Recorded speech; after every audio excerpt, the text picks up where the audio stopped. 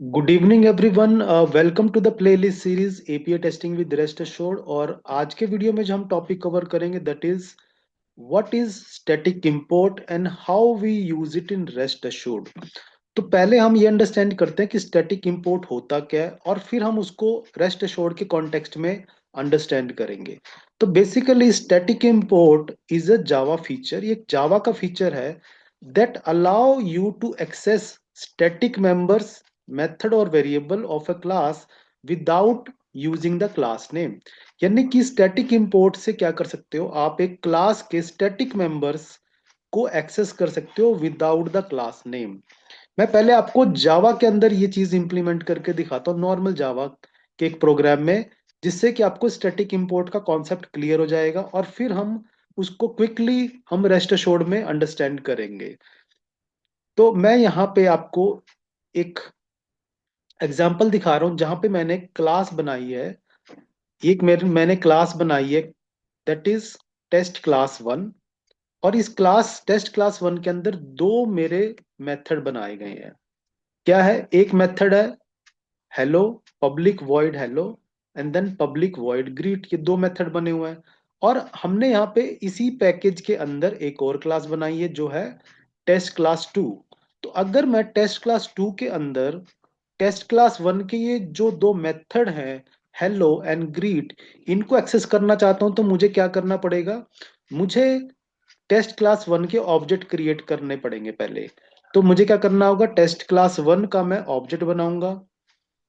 कहाँ पे, test class to के अंदर ये बनाया मैंने। सपोज करो ये OBJ one is equal to new, और ये मैंने टेस्ट क्लास वन का ऑब्जेक्ट बनाया। अब मैंने जब टेस्ट क्लास वन का ऑब्जेक्ट बनाया तो मैं टेस्ट क्लास वन के ऑब्जेक्ट की हेल्प से उन मेथड को एक्सेस कर सकता हूँ। मैं ऑब्जेक्ट का नेम डॉट, तो यहाँ पे आप देखेंगे कि हेलो, ये मेथड मैंने एक्सेस कर लिया। इन the same way OBJ OBJ one dot greet, तो ये मैंने ग्रीट मेथड भी एक्सेस कर लिया। तो मैं यहाँ पे रन करता हूँ तो मुझे आउटपुट मिल जाएगी, यानी कि मैं टेस्ट क्लास टू के अंदर टेस्ट क्लास वन के मेथड्स को एक्सेस कर रहा हूँ, लेकिन अभी मैं उनको कैसे एक्सेस कर रहा हूँ, मैंने टेस्ट क्लास वन का ऑब्जेक्ट बनाया यहाँ पे वन थिंग। अब मैं यहाँ पे चाहता हूँ कि मैं ऑब्जेक्ट क्यों बनाऊं, थोड़ा सा क्या मैं इसको इंप्रूव कर सकता हूँ। तो आपको पता है कैसे हो सकता है, हम क्या करेंगे, जो हमारे क्लास के मेथड हैं टेस्ट क्लास वन, उनको हम बनाएंगे static, public static, public static हमने मेथड बना दी। अब हमने इन मेथड को स्टैटिक डिक्लेयर कर दिया है। और जब हम किसी क्लास के जो मेथड्स हैं या वेरिएबल्स हैं उनको स्टैटिक बनाते हैं, तो आप अब उन मेथड्स को डायरेक्ट एक्सेस कर सकते हो बिना ऑब्जेक्ट के, लेकिन आपको क्लास का नेम यूज करना पड़ेगा। तो अब अगर हम यहाँ पे आए और अगर हम फिर से टेस्ट क्लास टू के अंदर चाहते हैं कि वो हमें दो मेथड एक्सेस करने हैं, तो क्या मुझे अब यहाँ पे ऑब्जेक्ट क्रिएट करना पड़ेगा? मुझे अब ऑब्जेक्ट क्रिएट नहीं करना पड़ेगा। क्यों? क्योंकि टेस्ट क्लास वन के जो ये मैं मेथड एक्सेस करना चाहता हूँ वो दोनों स्टैटिक मेथड हैं। और स्टैटिक मेथड को हम बिना ऑब्जेक्ट के भी एक्सेस कर सकते हैं, बट हमें क्लास का नेम रेफर करना पड़ेगा। तो हम कैसे इसको एक्सेस करेंगे, हम इसको एक्सेस करेंगे, आप यहाँ देख रहे हैं मैं टेस्ट क्लास टू के अंदर हूँ, test class one dot hello. तो ये देख रहे हैं हम डायरेक्ट एक्सेस हो गया, मैंने ऑब्जेक्ट नहीं बनाया यहाँ पे, मैंने टेस्ट क्लास वन क्लास का ऑब्जेक्ट नहीं बनाया, मैंने डायरेक्ट क्लास का नेम यूज किया है और मेथड एक्सेस कर लिया। क्यों? क्योंकि हेलो मेरा स्टैटिक मेथड है। In the same way test class one dot greet, तो ये भी क्या हमने एक्सेस कर लिया बिना ऑब्जेक्ट के। तो अब हम रन करें तो अब भी हमें सेम आउटपुट मिलेगी। जो हमारे ये दोनों मेथड है मैं इनको डायरेक्ट एक्सेस कर पा रहा हूँ। अगेन मैं टेस्ट क्लास टू के अंदर हूँ और मैं मेथड एक्सेस कर रहा हूँ टेस्ट क्लास वन के। लेकिन मैं एक चीज और यहाँ पे इंप्रूव करना चाहता हूँ कि यार मैं ये नाम क्लास का नाम भी क्यों यूज कर रहा हूँ, क्या कोई ऐसी ऑप्शन है कि मैं डायरेक्ट मेथड के नेम से इसको कॉल कर लूँ, मेरा और इजी हो जाएगा प्रोग्राम, मेरे को मेरा प्रोग्राम और नीट एंड क्लीन हो जाएगा, मुझे थोड़ा सा कम यहाँ पे चीजें ये यूज करनी पड़ेंगी, क्लास का नेम मैं यूज नहीं करना चाहता। तो वो कैसे होगा, अब यहाँ पे हमारा प्ले करेगा स्टैटिक इंपोर्ट, जो हमारा कॉन्सेप्ट हम यहाँ पे अभी सीखने आए हैं। स्टैटिक इंपोर्ट बेसिकली क्या करेगा, जैसे उसने बताया, static import allows you to access static members. Static members variable भी हो सकते हैं, मेथड भी हो सकते हैं, of a class without using the class name, यानी कि बिना क्लास नेम के भी आप उन मेथड्स को, स्टैटिक मेंबर्स को एक्सेस कर सकते हो। ठीक है ना। तो अब हम यहाँ पे क्या करेंगे, अब टेस्ट क्लास 2 के अंदर मैं क्या करूंगा, एक स्टैटिक इंपोर्ट करूंगा। कैसे? Import static. क्या स्टैटिक इंपोर्ट करूंगा मैं यहाँ पे?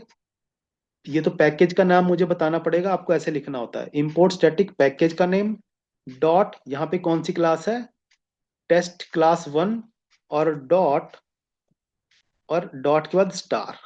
यानी कि मैं यहाँ पे क्या कह रहा हूं कि मैं, जो ये मेरी टेस्ट क्लास 1 है, उसके जितने भी स्टैटिक मेंबर्स हैं उनको मैं यहाँ पे इंपोर्ट कर रहा हूं। यानी कि मैंने यहाँ पे बता दिया है कि मैं एक स्टैटिक इंपोर्ट कर रहा हूँ, कौन सी क्लास का, टेस्ट क्लास 1 का। तो मैंने यहाँ पे क्लास का नेम बता दिया। तो अब जो है मैं यहाँ पे अगर आऊं, तो आप यहाँ देखेंगे क्या होगा, मैं अब हेलो, और ये मेरा मेथड है हेलो, करेक्ट, और ये कौन सा मेथड है, ग्रीट। ये हेलो और ग्रीट मेथड कहाँ पे है? क्या ये मेरी टेस्ट क्लास 2 के मेथड है? नो, हेलो भी मेथड है टेस्ट क्लास 1 का, और ग्रीट जो मेथड है वो भी है टेस्ट क्लास 1 का। लेकिन मैं, आप देख रहे हैं उनको, मैंने बिना ऑब्जेक्ट बनाए, बिना क्लास का नेम रेफर किए, मैंने उनको डायरेक्ट कॉल कर लिया। क्यों? क्योंकि मैंने अपनी क्लास के अंदर एक स्टैटिक इंपोर्ट किया है। इसका मतलब है कि मैंने इस क्लास को, टेस्ट क्लास 1 को स्टैटिकली इंपोर्ट किया है, जिससे कि टेस्ट क्लास 1 के जितने भी स्टैटिक मेंबर्स हैं, चाहे वो मेरे स्टैटिक मेथड्स हों या स्टैटिक वेरिएबल्स हो, सब मैं उनको डायरेक्टली एक्सेस कर सकता हूँ विद देयर नेम डायरेक्टली। अब मैं यहाँ पे इस प्रोग्राम को जब रन करूंगा, तो आप देख रहे हैं यहाँ पे क्या है, मैं फिर से, मेरी आउटपुट वही आई है सेम, यानी कि मैं यहाँ से भी हेलो और ग्रीट मेथड को एक्सेस कर पा रहा हूँ। तो ये जो कॉन्सेप्ट है, ये हमारा स्टैटिक इंपोर्ट का कॉन्सेप्ट है, कि आप एक क्लास के अंदर दूसरी क्लास के स्टैटिक मेंबर्स को डायरेक्टली कॉल कर सकते हो without any object, without class name. तो इससे आप देख रहे हैं कि आपका कोड बहुत ही शॉर्ट, क्लीन हो चुका है, इजी टू राइट और इजी टू मेंटेन है। तो ये हमारा कॉन्सेप्ट होता है स्टैटिक इंपोर्ट का। अब हम ये सेम कॉन्सेप्ट रेस्ट एश्योर्ड के अंडरस्टैंड करते हैं कॉन्टेक्स्ट में, और अब हम ये कॉन्सेप्ट एकदम से क्लियरली अंडरस्टैंड हो जाएगा। तो यहाँ पे अब हम आते हैं, जब हम क्या करते हैं, अब यहाँ पे आप देख रहे हैं मैंने ऑलरेडी स्टैटिक इंपोर्ट्स यहाँ पे किए हुए हैं। इस प्रोग्राम के अंदर हमने दो स्टैटिक इंपोर्ट किए हुए हैं। अब पहले ये क्या होता है ये देखें, कि जो रेस्ट एश्योर्ड है ना हमारा, in rest assured most commonly use method are static. जो रेस्ट एश्योर्ड के अंदर जो हमारे बहुत कॉमनली यूज्ड मेथड है वो सारे स्टैटिक है। कौन कौन से मेथड? जैसे गिवन है, व्हेन, देन, और गेट, पोस्ट, पुट, वो सारे मेथड क्या है हमारे, स्टैटिक है। कैसे? मैं आपको यहाँ पे एग्जैक्टली शो करता हूँ। जैसे मैंने स्क्रिप्ट लिखी है, तो मेरी ये रेस्ट एश्योर्ड क्लास है, मैं रेस्ट एश्योर्ड क्लास पे कंट्रोल क्लिक प्रेस करूंगा, तो ये मैं आपको यहाँ पे देख रहे हो आप, डायरेक्ट ये हमारी रेस्ट एश्योर्ड क्लास के अंदर हम आ चुके हैं। हमारी लाइब्रेरी के अंदर जो क्लास बनी है वो ये क्लास है। तो यहाँ पे आप देखें कि ये जो मेथड है, यहाँ पे आप ये देख रहे हैं, ये बेस यूआरआई, बेस यूआरआई जो आपकी एक वेरिएबल है, वो देख रहे हैं आप, स्टैटिक है। देख रहे हो, बेस यूआरआई जो वेरिएबल है, ये मेथड नहीं है, ये वेरिएबल है, ये एक स्टैटिक वेरिएबल है। और इन द सेम वे हम यहाँ पे, एक मिनट, यहाँ पे 653 पे है, तो मैं यहाँ पे डायरेक्ट जाता हूँ, और आपको यहाँ से पता लगेगा कि जो गिवन मेथड है, ये देखो आप, ये वाला, ये कौन सा मेथड है, ये है हमारा मेथड गिवन। गिवन मेथड जो है रेस्ट एश्योर्ड क्लास का एक मेथड है, और ये मेथड क्या है देखो आप, स्टैटिक है, स्टैटिक मेथड है ये। Given is a static method of rest assured class, क्योंकि अभी मैं करंटली, आप देख रहे हैं कौन सी क्लास में हूँ, रेस्ट एश्योर्ड क्लास के अंदर हूँ मैं। और यहाँ पे ये देखो व्हेन, व्हेन भी क्या है, हमारा एक स्टैटिक मेथड है। तो ये जो मेथड्स हैं रेस्ट एश्योर्ड के अंदर, वो क्या है, हमारे स्टैटिक मेथड्स हैं। तो अगर हम इन मेथड्स को यूज करना चाहते हैं डायरेक्टली, जैसे अभी हमने अपने एग्जांपल में किया, तो हमें क्या करना पड़ता है, हमें स्टैटिक इंपोर्ट करना पड़ता है। यानी कि अब मैं वापस से अपनी क्लास में आता हूँ, और यहाँ पे आप देख रहे हैं ये हमारी स्क्रिप्ट है। यहाँ पे मैं गिवन को डायरेक्टली कैसे यूज कर पा रहा हूँ, गिवन कौन सी क्लास का मेथड है, रेस्ट एश्योर्ड क्लास का। लेकिन मैं रेस्ट एश्योर्ड क्लास का यहाँ ऑब्जेक्ट बना रहा हूँ, ना ही मैं क्लास का नेम लिख रहा हूँ। तो कैसे पॉसिबल है ये इसलिए पॉसिबल है क्योंकि मैंने, आप यहाँ देख रहे हो, import static rest assured star, ये मैंने स्टैटिक इंपोर्ट किया। मतलब मैं यहाँ पे कह रहा हूँ कि रेस्ट एश्योर्ड क्लास के अंदर जितने भी स्टैटिक मेंबर्स हैं, चाहे वो स्टैटिक वेरिएबल हो या स्टैटिक मेथड्स हो, उनको मैं डायरेक्टली एक्सेस कर सकता हूँ। और इन द सेम वे यहाँ पे हमने हेमक्रेस्ट लाइब्रेरी की जो मैचर क्लास है, उसके भी जो जितने भी स्टैटिक हमारे मेथड्स हैं, उनको यहाँ पे हमने यूज किया। कौन सा मेथड यूज किया हमने? हेमक्रेस्ट मैचर का इक्वल टू। अब आप यहाँ पे एक चीज अंडरस्टैंड करना कि सपोज करो मैं यहाँ से ये दोनों इंपोर्ट डिलीट कर देता हूं, तो अगर मैं यहां से डिलीट करूं तो मेरे को यहाँ प्रोग्राम में एरर आएगी। अब यहाँ पे देखो, मैं बिना स्टैटिक इंपोर्ट के अब अगर मुझे करना हो तो मैं कैसे इस चीज को हैंडल करूंगा? तो गिवन मेथड कहाँ पे है मेरा? वो रेस्ट एश्योर्ड क्लास में है तो स्टैटिक वो। तो मैं क्या कर सकता हूँ? रेस्ट एश्योर्ड डॉट यहाँ पे लिख के इसको कॉल कर सकता हूँ, रेस्ट एश्योर्ड एंड यहाँ पे डॉट। अब ये आप ऐसे लिखेंगे, ये डिफरेंस आएगा कि मैं यहाँ पे क्लास का नेम डॉट मेथड का नेम यहाँ पे कॉल कर रहा हूँ। अब ये मैं चीज यहाँ पे कॉल कर सकता हूँ। ठीक है, अब मुझे यहाँ पे स्टैटिक इंपोर्ट करने की जरूरत नहीं होगी। इन द सेम वे, ये जो इक्वल टू मेथड है मेरा, इक्वल टू मेथड कौन सी क्लास का स्टैटिक मेथड है? मैचर्स क्लास का। तो मैं यहाँ पे इसको ऐसे कर सकता हूँ, मैचर्स।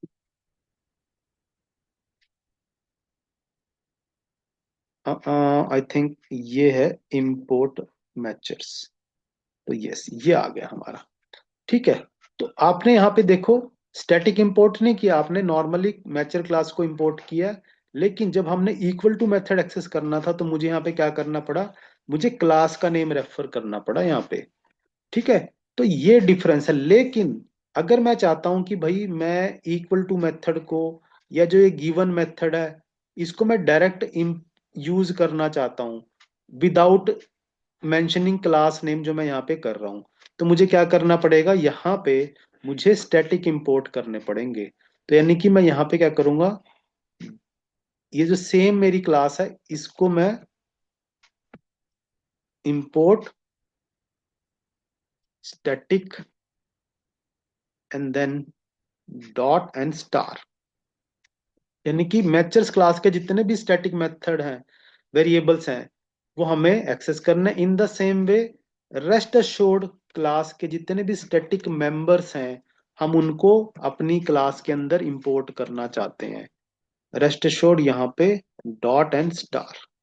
तो ये जो है आप देख रहे हैं। अब यहाँ पे अगर मैं ये रेस्ट अश्योर्ड यहाँ से हटा दूं, डायरेक्ट गिवन मेथड को कॉल कर सकता हूँ। और इन द सेम वे मैं यहाँ से मैचर्स को हटा के directly equal to method call कर सकता हूँ। और इवन जो मेरा ये बेस यूआरआई है, ये भी क्या है? मेरा एक स्टैटिक मेंबर है, ये स्टैटिक वेरिएबल है। तो मैं इसको भी विदाउट यूजिंग रेस्ट एश्योर्ड में डायरेक्ट यहाँ पे बेस यूआरआई डायरेक्ट कॉल कर सकता हूँ। करेक्ट, देख रहे हैं आप, यहाँ पे मैंने बेस यूआरआई से आगे से भी हटा दिया। क्यों? क्योंकि मैंने स्टैटिक इंपोर्ट कर लिया है। यानी कि जितने भी रेस्ट एश्योर्ड क्लास के स्टैटिक मेंबर्स हैं, मैं उनको डायरेक्ट एक्सेस कर सकता हूँ। और मैंने आपको यहाँ पे दिखाया था कि जो बेस यूआरआई है ना, ये भी हमारा रेस्ट एश्योर्ड क्लास के अंदर एक स्टैटिक मेंबर है। आप यहाँ पे जाएं तो मैंने आपको यहाँ पे शो किया था, दैट इज जो बेस यूआरआई है हमारा, दैट इज ऑल्सो ये रहा। ये देखो, ये हमारी क्लास यहाँ से स्टार्ट है, और इसके अंदर आप देख रहे हो बेस यूआरआई, ये रहा जो अभी हम यूज कर रहे हैं। Base URI is also a static variable, ये भी स्टैटिक मेंबर है। तो इसलिए मैंने यहाँ पे इसको डायरेक्टली एक्सेस कर लिया है विदाउट, मैंने उसके आगे रेस्ट एश्योर्ड डॉट भी नहीं लगाया। तो ये हमारा जो कॉन्सेप्ट है बेस, सॉरी, स्टैटिक इंपोर्ट का, ये कॉन्सेप्ट है हमारा कि भाई ये इसका एडवांटेज कि हम क्यों यूज करते हैं रेस्ट एश्योर्ड में या कहीं पे भी, इसको क्यों यूज करेंगे? इससे क्या होगा? आपकी रीडेबिलिटी इंप्रूव हो जाएगी प्रोग्राम की। जैसे हम बीडीडी स्टाइल में लिखते हैं, गिवन व्हेन एंड देन, वो डायरेक्ट लिखना आसान होगा, नहीं तो आपको क्लास का नेम लगाना पड़ेगा। ठीक है ना? रिड्यूसेस बॉयलर प्लेट कोड, आपको कुछ कोड कम लिखना पड़ता है जो कि ऑलरेडी वो हमारे स्टैटिक इंपोर्ट हैंडल कर लेते हैं।